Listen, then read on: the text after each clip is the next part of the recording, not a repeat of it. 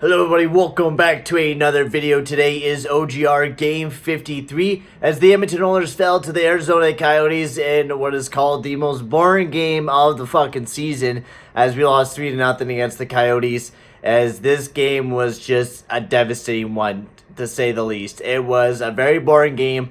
I couldn't even stay watching it, man. I had to go and do something else before I fell asleep during this game. It was a ridiculous game where there was some coaching flaws. We did a lot of line changing. It was just not a very good game for the Edmonton Oilers. And there's a lot of complaints to talk about this team. Kind of a few bright spots. There's not very many bright spots.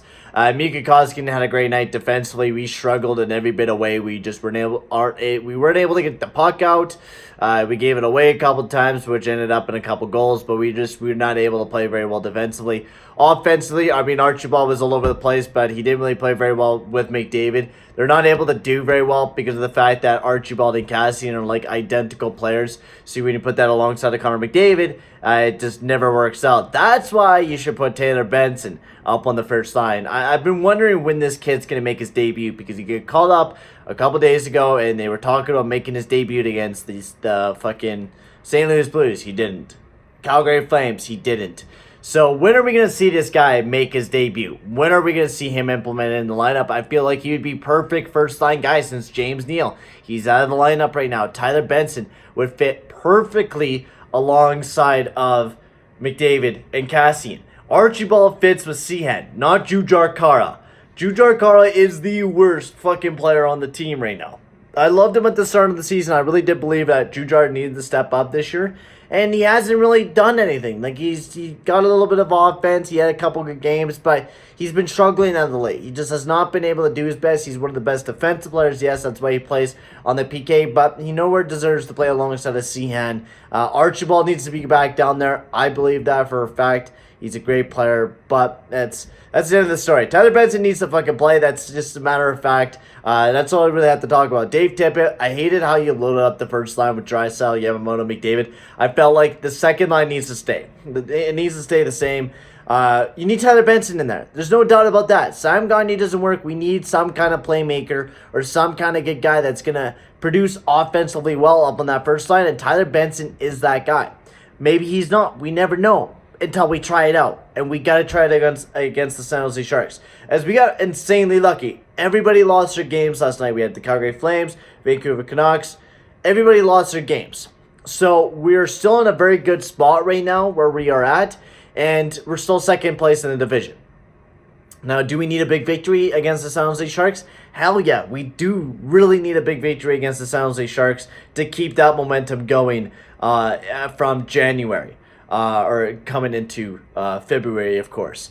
Honestly, we need a third line centerman, which we've been talking about. It's a steep price to go after some third liner, so I don't really think we're going to be going after anybody. It's probably going to be somebody very, very small that we pick up at trade deadline, probably like what we did when we picked up David Desharnais. It'll probably be a very small signing that the Edmonton Oilers will be doing. Nothing really too big, or calling up some big guy to come and play for the Edmonton Oilers. Otherwise, team stats, the Edmonton Oilers, they dominated, well, not really dominating shots. It was 30-27 for shots.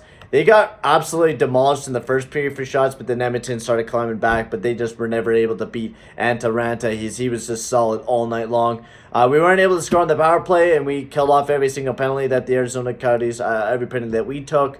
Mika Koskinen was stellar last night. He played absolutely fantastic in all the 2 saves that he made, or all the 2 goals that he let in. I think the last one was an empty... No, the last one was not an empty netter.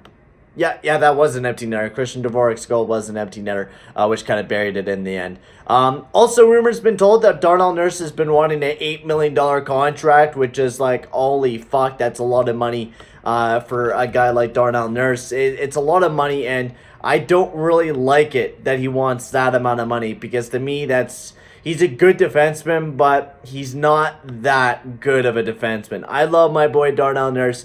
I've been a big fan since he's joined the team. I've been waiting for him to finally get a contract for the team. He's never been able to get that contract. And I mean, you're comparing it to a Jacob Trouba And Jacob Trouba's contract was absolutely ridiculous. Jacob Trouba should have never signed that contract, and I'm hoping we could get it for like Letang, or maybe even lower, down to $6 million. $6 million to me is more hypothetical. He's more like a Matt Dumper right now, that we could sign him for like 4 or 5 years, get him locked up for a couple years, then give him that big boy contract. Darnell Nurse, he makes a lot of mistakes still, and I feel like he's definitely not ready to get that big man contract, that $8 million contract, especially with our cap crunch. I'm hoping he takes a discount with our team. I don't know. We'll have to see. They are talking about contract extensions, though. It's very hard with our cap crunch, so hopefully we can make things happen and get Darnell Nurse signed back with the team. Honestly, guys, I have nothing else to talk about. This Arizona Coyotes game was bullshit. EA, you once again lost again, so you're now 29-24. That is not good, guys. You need to start carrying in some victories. Our next game is up against the San Jose Sharks. That is tomorrow, so that should be a fun game. But for right now, guys, I'm going to sign off, and I'll see you guys in the next video. Adios, amigos. Two teams hungry for 2 points, and we are ready to drop the puck. Went on to the National Hockey League and has established himself as the #1 goaltender here in San Jose. Here's a blast. He scores! I don't think anybody's really settled into the game yet. Already we have the game's first goal. Oh, this puck beats him cleanly. We were talking to the coaches before the game. They mentioned they wanted to get as much traffic as possible in front of the goaltender, make it difficult for him to find the puck. Edmonton's in now. Shot! He scores! Well, they've been hoping that the extra work they've done on the power play would help them capitalize. They do a nice job there.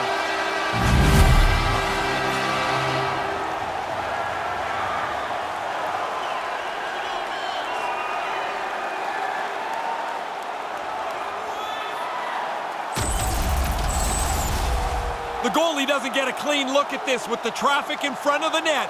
He's trying to find the puck, and by the time he does, it's behind him. All of them, especially if they make it to the Stanley Cup, you know what I'm saying? Because they going to call Snoop Dogg to come drink out of the cup. You did? And would you? Why not? Not why? Have you? Score! Good shot right there. Right there. Good shot. I love it. Love it! Right? Man, give me a hug. Give me a hug. I'm not going to say no to hugging it out with you.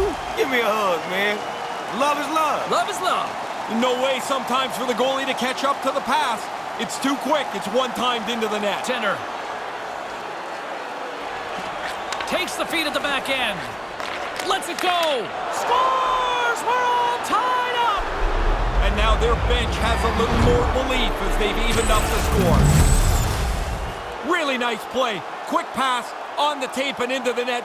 So quickly the goalie can't get closed up and make the save. Oh, they telegraphed the pass and he picks it off. San Jose's got the puck in the corner. He scores! They take the lead. Well, it looked like this game was going to be even for the longest time because nobody seemed to have the upper hand. What a great effort on the shorthanded goal here. As the game is tied, you're trying to prevent them from scoring. You get a break, you take advantage. Well done. Here's a shot, and he hangs on to make the save, and this one's over. And that'll do it from ringside here. Well, how big does that shorthanded goal look now after this one? Well, you don't expect to score one, really, and you certainly don't expect to give up one. And when that becomes part of the difference, that's a tough one to swallow for the losing team. On behalf of Ray Ferraro, I'm James Cybulski. Thanks for joining us. Good night.